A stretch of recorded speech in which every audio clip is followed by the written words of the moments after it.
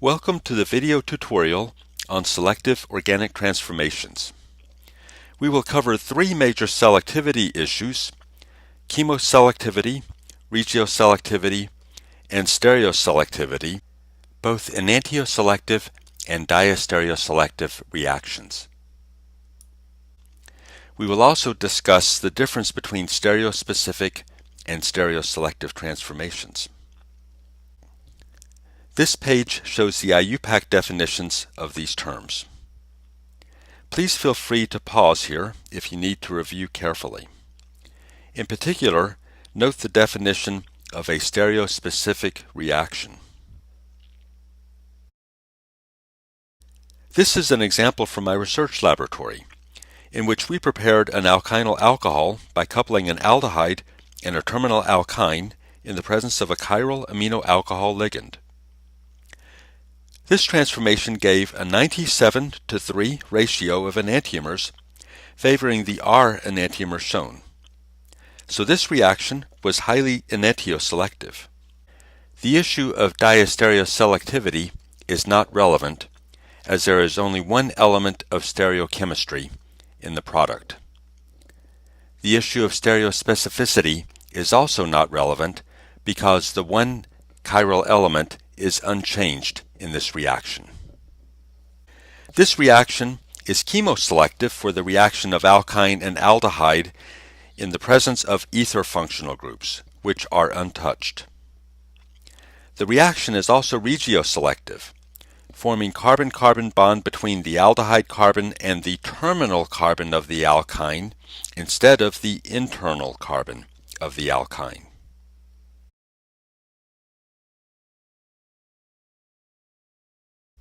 We then converted the alkyne into the cis-alkene by nickel-catalyzed partial hydrogenation.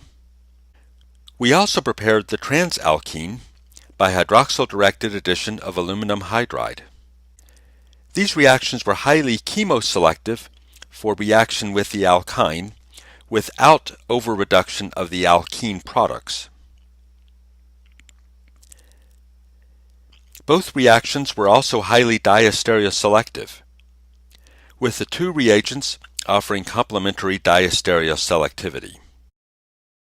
Issues of enantioselectivity and regioselectivity were not relevant for these transformations, as no change occurred at the chiral center, and the same atoms were added to both carbons of the alkyne in both reactions.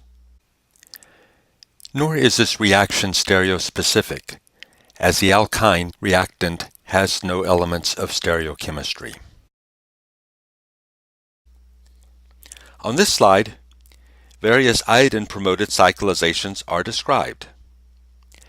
In one of our first experiments, the reaction of the alkenyl diol with iodine gave the product of dehydrative cyclization. This transformation was chemoselective for reaction at the allylic alcohol, probably arising from hydroiodic acid catalysis. As this was not the desired product, we did not further explore this transformation to determine if it was enantioselective or stereospecific. When we conducted the iodine reaction with excess sodium bicarbonate, the desired iodoetherification reaction occurred to give the six-membered ring, providing a single diastereomer in good yield. This diastereoselective transformation was also chemoselective for reaction only at the alkene carbons.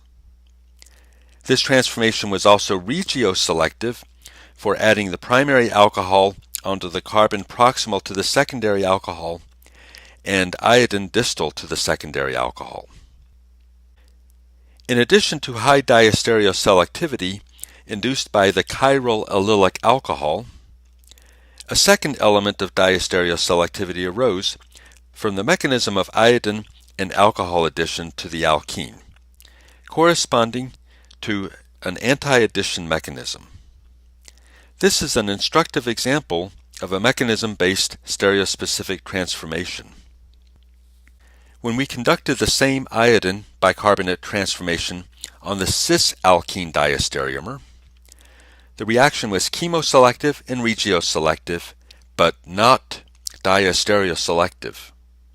providing nearly equal quantities of two diastereomers. However, both of these diastereomers corresponded to anti-addition of iodine and alcohol onto the alkene. These experiments demonstrated that the configuration of all product diastereomers of the iodoethers were derived from the cis or the trans stereochemistry of the alkenes with a consistent anti-addition mechanism.